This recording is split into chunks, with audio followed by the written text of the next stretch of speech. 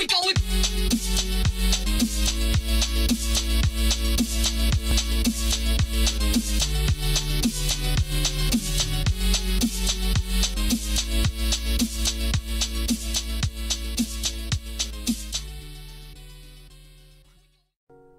Hello everybody and welcome to episode 3 of Crazy Gamer's Minecraft Factions Guide.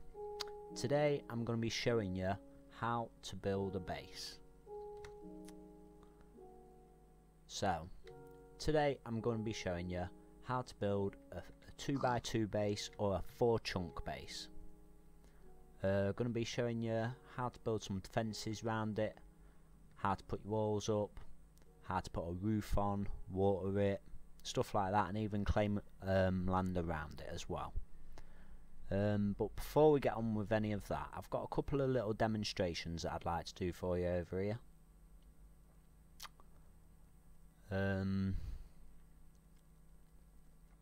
Okay, so here's a typical little noob house you'll find. Someone's come onto a server, they don't really know how to play factions, so they've built a little noob house like this. They've got all the goodies inside. Probably wooden pressure plates so you can get through the doors as well. Really noob mistake, because now if they spawn in here and you're in here, you can kill them. Oh, maybe I shouldn't have done that. But anyway, I want to show you, if this place was claimed, then what someone would do is they'd build a TNT cannon outside of your land, because it can't affect the blocks inside, so they build it outside your land. Now this is what would happen to a little noob house if someone was going to claim it.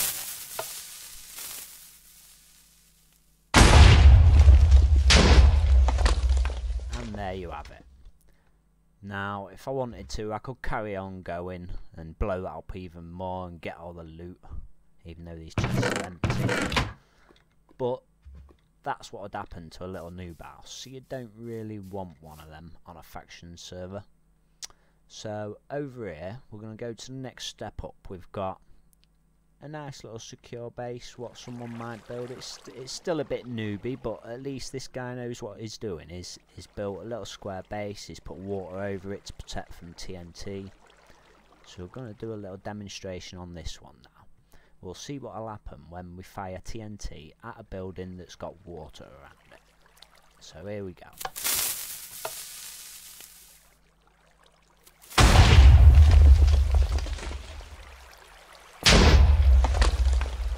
And as you can see, because the water was over the building, 0 damage. Nothing. Nada. Not a thing. So,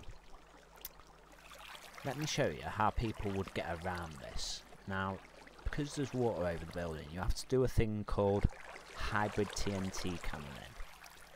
Now, what you do here is to hybrid TNT a water-covered building, you need to add sand to the TNT explosion that you've seen that comes out of the cannon. I'll show you how it's done.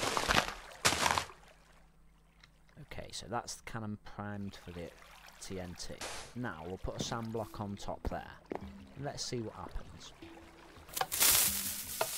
Press the button. The sand is fired with the TNT. Oh. Okay, it didn't work that time. Let's try again.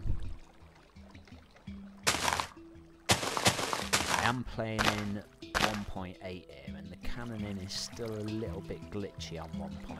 I haven't quite got it down yet. Let's see if we can get this shot to work. So the TNT and the fire together, and there we have it. A hole. Now we can get in. Ooh, there's some creepy creepers in here. Hello.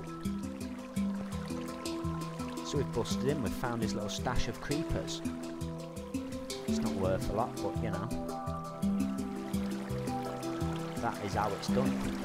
So you need to fire TNT and sand at the same time. The TNT, it sort of sinks into the sand when it's primed. It turns into an invisible block, and they go together, which gives the TNT a dry place to explode within the sand, you see. And then you can get through wet walls. Now Now we see I had to stack a couple of sand before that, or one sand at least. So how someone could defend against that is, so they've got their little room in here like this. Then they could dig a trench all the way around the building like this. Now specifically where I was firing that sand, imagine if there was a trench here going all the way down to bedrock.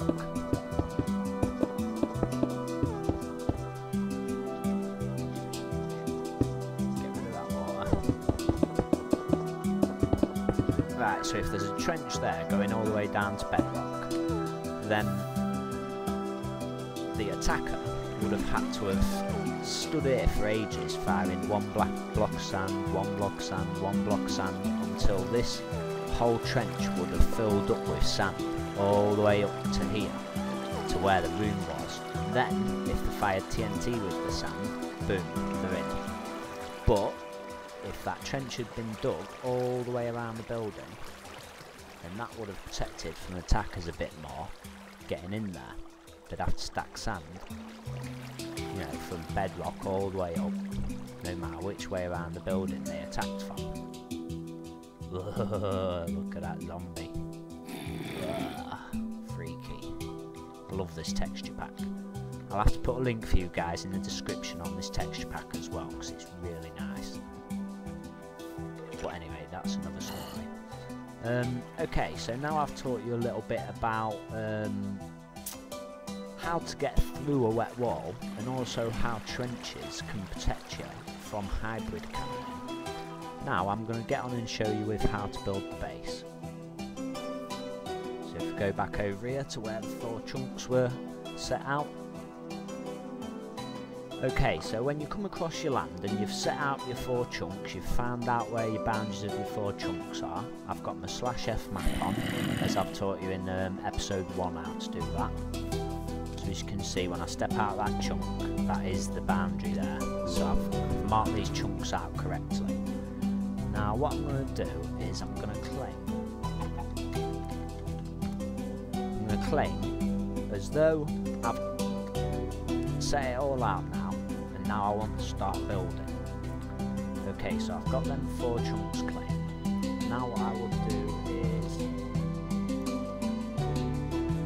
I would claim all the way around them 4 chunks.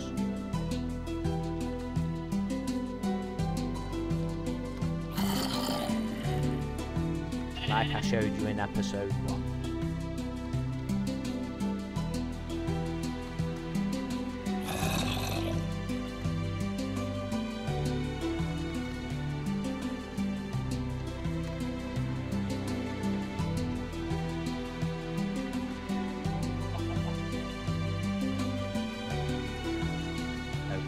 So I've claimed my 4 chunks in the middle, and I've also got a chunk claimed all the way around them 4 chunks. Now why I would do this is because if enemies were to come along and find me building my base, then I don't want them to just start blowing it up straight away, or even claim the base off me. That'd be worse, especially if you've done quite a lot of work into it, you know. So that's my basic base being claimed there.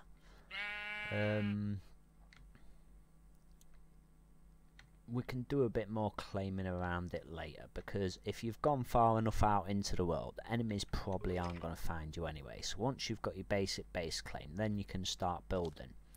Now there's a couple little methods to building that I like to use.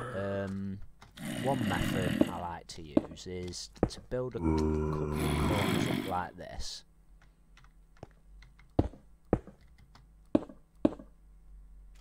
So once you've built some corners up, then you can run backwards and forwards, just placing like this, and then you're not going to fall off the edge when you get there. And then you can keep just doing that all the way up, just like that, and so on. Just make sure to keep them corners built up so you don't run off the edge, especially when you get high up, because you know you might die a lot doing these sort of buildings as well. Okay, now that's one method. Now another method that's in one of my other videos. I'll show you it quickly.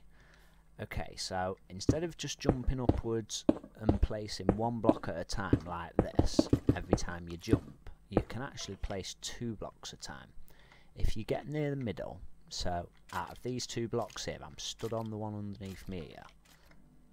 So if I keep my cursor there, while I'm stood on the block underneath me, so when I jump and I put a block on, it lands like that, and then I put another block on. So if I jump and keep hold of the button,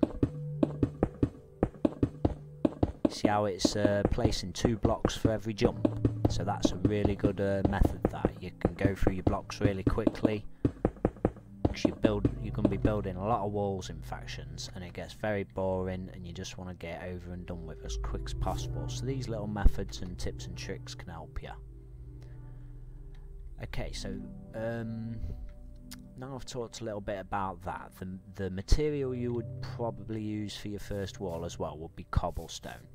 Even though it's one of the weakest materials in the game against TNT blasts, it's also the cheapest and most easily to get hold of, because you get cobblestone every time you go mining. So you're going to end up with lots and lots of cobblestone in the game. So the first wall, because you haven't got a lot of money, you're probably going to want to build it out of cobblestone. Cobblestone walls watered with trenches can be a good defence against people cannoning, especially if you've got multiple walls. Other materials like endstone and obsidian can be a lot stronger and have a higher blast resistance, but we'll talk about the blast resistance of other blocks in another tutorial anyway. So right now we'll get on with building the first wall. Now I'm going to use a plugin called World Edit for this to make the job a lot quicker so that you guys can see this. Okay, so if I go down here,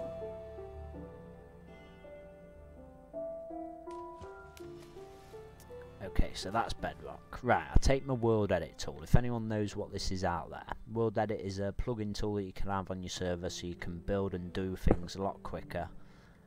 Okay, so I've picked my first position.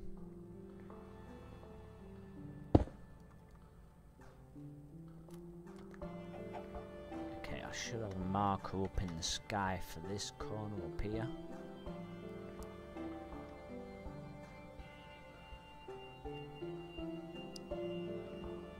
Yep, there it is there.